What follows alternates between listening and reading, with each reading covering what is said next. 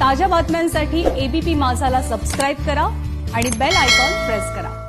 आणि ओबीसींच्या आरक्षणाला हात लावाल तर खबरदार असा इशारा विरोधी पक्षनेते देवेंद्र फडणवीस यांनी ठाकरे सरकारला दिलेला आहे। जर का ओबीसींच्या आरक्षणाला हात लावला तर भाजप रस्त्यावर उतरेल असं देखील फडणवीस यांनी म्हटलेलं आहे। आज या संबंधी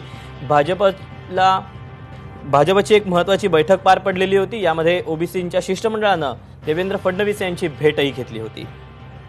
वेगवेगळ्या ज्या योजना ओबीसी समाजाच्या बंद झाल्या होत्या किंवा शिक्षणाच्या योजना ज्या अगदी लिमिटेड येत होत्या त्या सगळ्या योजना त्या ठिकाणी पोहोचवण्याचं काम हे आपल्या सरकारच्या माध्यमातून आपण त्या ठिकाणी केलं।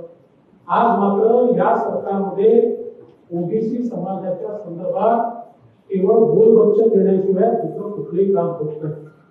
आणि सगळ्यात महत्वाचं काय आज आपल्या सगळ्यांसमोर एक अत्यंत महत्वाचा प्रश्न काय आहे? महत्वाचा प्रश्न असा आहे, या सरकारमधल्या मंत्र्यांनीच ओबीसी आरक्षणाच्या समोर प्रश्नचिन्ह निर्माण केलं। ओबीसीच्या आरक्षणामध्ये कोणीही वाटेकरी स्वीकारला जाणार नाही। ही भारतीय जनता पक्षाची भूमिका आहे। ओबीसीच्या आरक्षणाला हात लावाल तर खबरदार भारतीय जनता पार्टी या संदर्भात रस्त्यावर उतरणार नाही।